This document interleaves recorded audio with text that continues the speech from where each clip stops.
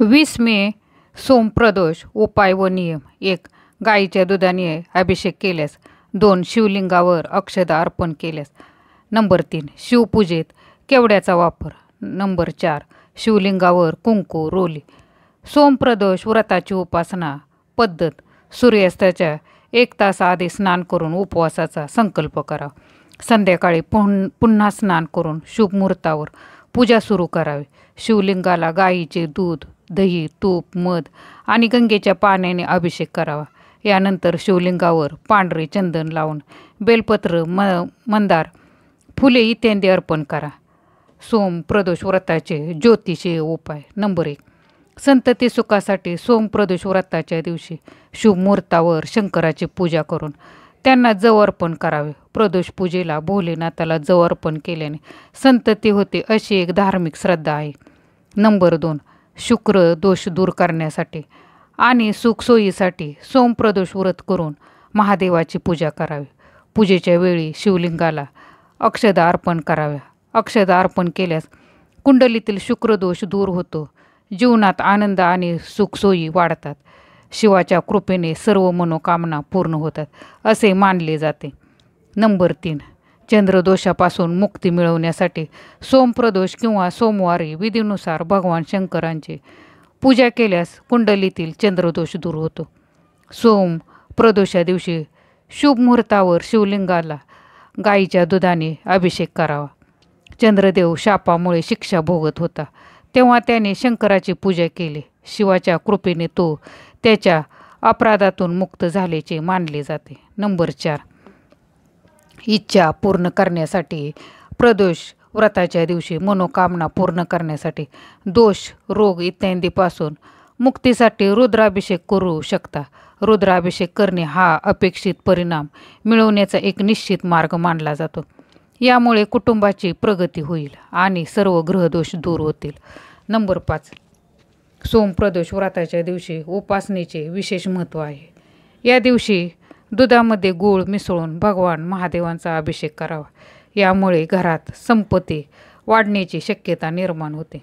Number 6.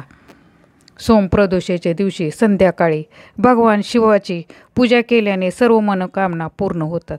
या दिवशी उपवास ठेवल्यास एखाद्याला अशुभ परिणामापासून मुक्तता मिळते. जर एखादी व्यक्ती मुंगा धारण करायचा विचार करत असेल तर हा सर्वोत्तम दिवस आहे. मुंगा हे एक रत्न आहे. नंबर 7. आपण कोणत्याही प्रकारच्या आजाराने त्रस्त असल्यास महामृत्युंजय मंत्राचा 108 वेळा जप करा. या मंत्राचा जप केल्याने सर्व समस्या दूर होतील. असे केल्याने तुम्ही निरोगी व्हाल. नंबर 8.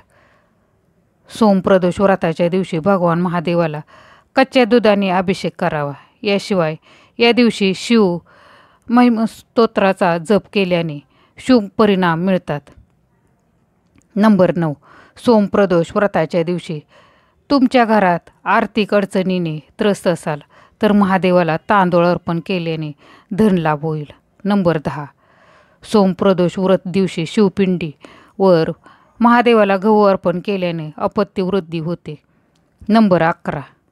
महादेवाला मोगऱ्याचे फूल अर्पण केल्याने सुंदर पत्नी मिळते. नंबर 12.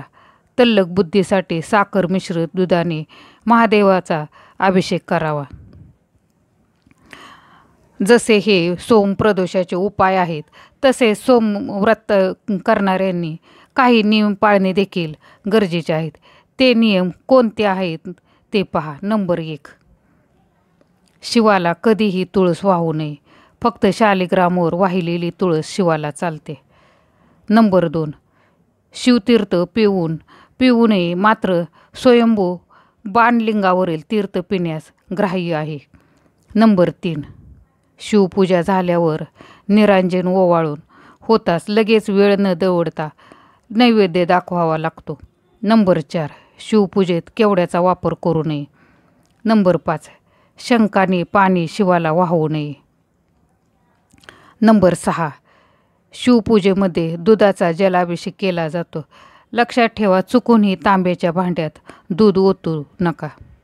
नंबर 7. तांब्याच्या भांड्यात दूध ओतल्याने दूध संक्रमित होते आणि अर्पण करण्यायोग्य राहत नाही. नंबर 8. शिवलिंगावर दूध, दही, मध किंवा इतर कोणतीही वस्तू अर्पण केल्यानंतर जल अर्पण करावे, तरच जलाभिषेक पूर्ण होतो असे मानले जाते. नंबर 9. शास्त्रानुसार शिवलिंगावर रोली किंवा कुंकवाचा टिळा कधीही लावू नये. नंबर 10. शिवलिंगावर नेहमी चंदनाचा टिळा लावावा. भगवान शंकराच्या मंदिरात प्रदक्षिणा करताना हे लक्षात ठेवा की प्रदक्षिणा कधीही पूर्ण करू नका. नंबर 11.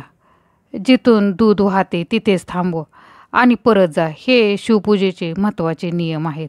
तर मित्रमैत्रिणींनो, हा व्हिडिओ नक्कीच आवडला असेल. आवडला तर लाईक, शेअर आणि सबस्क्राईब जरूर करा. धन्यवाद.